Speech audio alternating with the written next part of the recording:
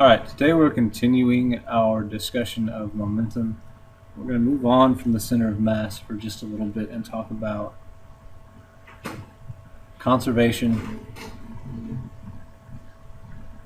of momentum. Now, you've talked about conservation before. You talked about it in chemistry with conservation of mass. Basically, what this means is, the momentum of a system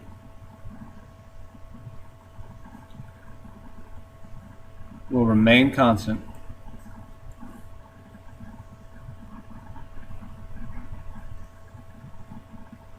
if the net force on that system is equal to 0. And so for what we've been talking about,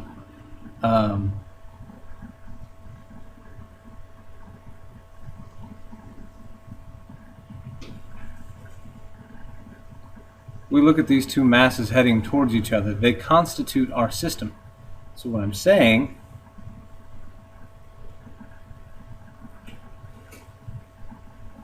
regardless of how they interact,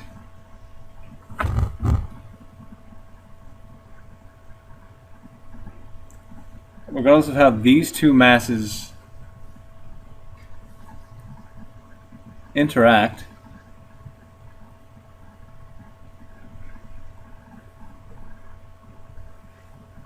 the total momentum will not change.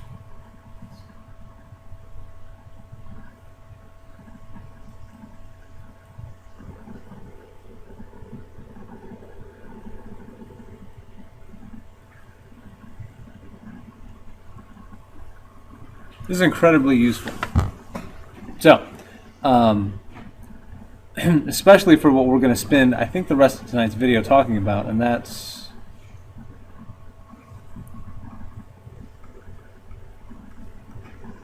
collisions and explosions. But before we jump into that, let's look at what's really happening with the momentum of two objects. So, let's say we have a 5 kilogram mass moving at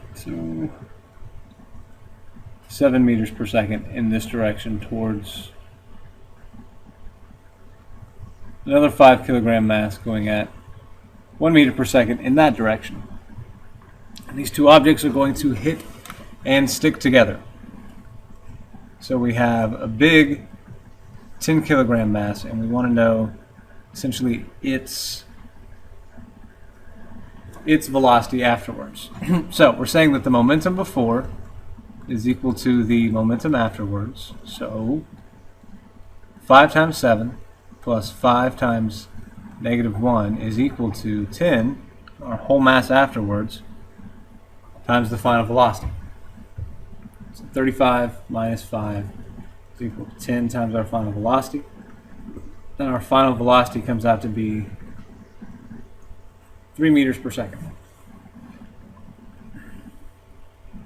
Now, let's talk about what's happening when these two objects run into one another, when these two objects hit. When these two objects hit, that object experiences a force pointing backwards towards it. This object experiences a force equal and opposite. So the third law says each object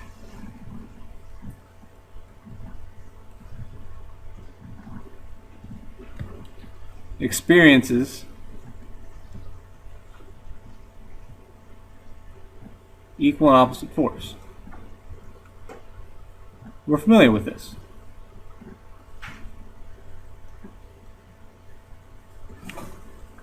So what we're going to do is look at force and momentum and the relationship between the two. So force, we know, is mass times acceleration.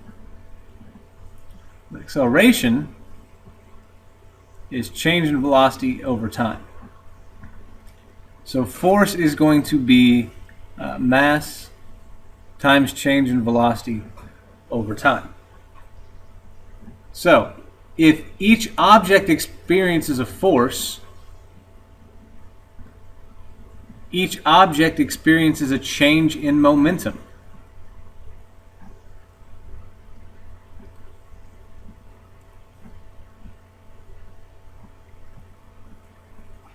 So each object experiences a change in momentum that will be equal but opposite for each one.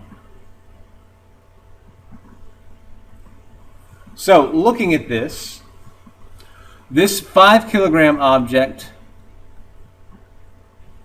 loses momentum, and this one gains it. So if this is mass 1 and this is mass 2, for mass 1, the change in momentum is going to be 5 kilograms times the final velocity minus the initial velocity. The change in momentum is going to be, we got 5 times -4, -20 kilogram meters per second. For object 2, change in momentum is going to be 5 kilograms times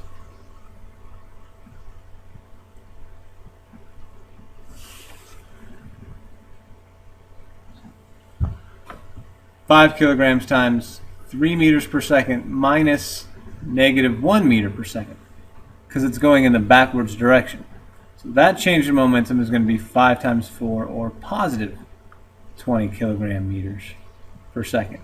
The first object lost momentum, the other object gained it, but they're trading in the exact same amount of momentum. So this idea that each object experiences an equal and opposite force or an equal and opposite change in momentum supports our idea of conservation of momentum, namely that we will have the same momentum before the collision and after the collision. So let's talk collisions.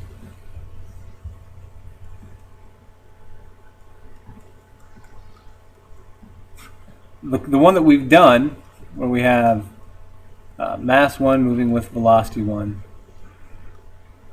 towards mass 2 moving with whatever his velocity may be, and the two objects hit. That's what the slash mark's all about.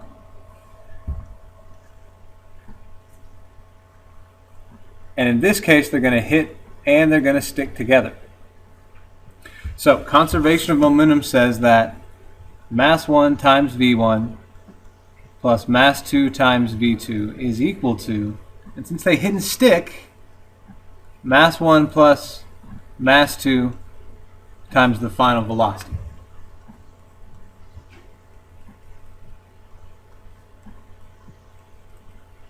When these two objects hit and stick, we call it a completely inelastic collision.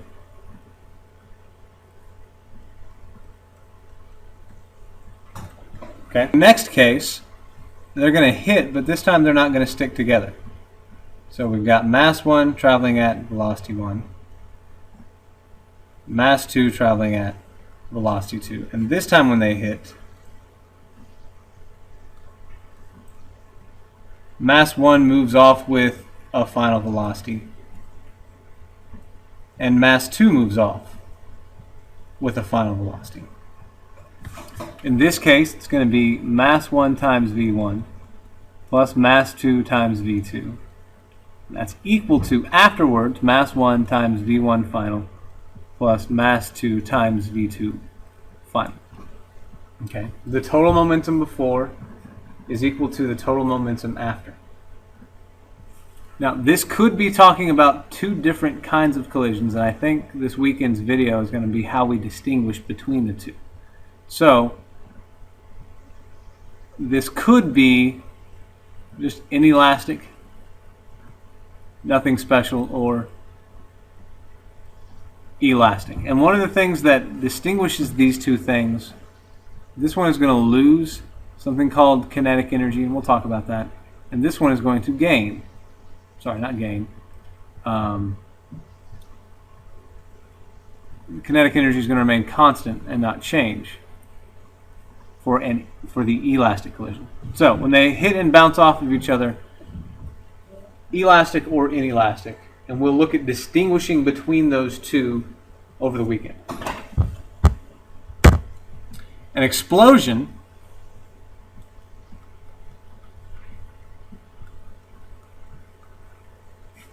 is an inelastic collision in reverse. So essentially what we're doing, we got mass 1 and mass 2. We put a stick of dynamite in there. That seems dangerous. And let's say this thing happens just to be moving forward with a velocity.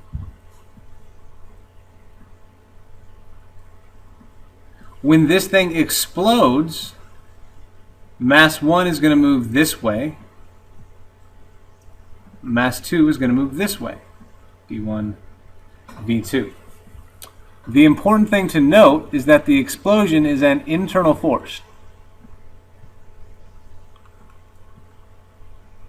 It's part of the system, and so the net external force is still 0. So we can still say that in the explosion, momentum is conserved. So since they stick together, we've got mass 1 and mass 2 times that initial velocity is equal to mass 1 times its final velocity plus mass 2 times its final velocity. In order for this to work out, mass 1 and mass 2 have to be going in opposite directions. And this sort of comes down to recoil. Okay? When you shoot a gun, the gun kind of moves back. When a cannon goes off, it moves back. If you throw a heavy basketball and you don't weigh very much, you'll bounce back with some recoil velocity. This is how you would find it. These two things have to be opposites of each other for a moment to be conserved. So we're going to work on that a little bit more tomorrow. There you go.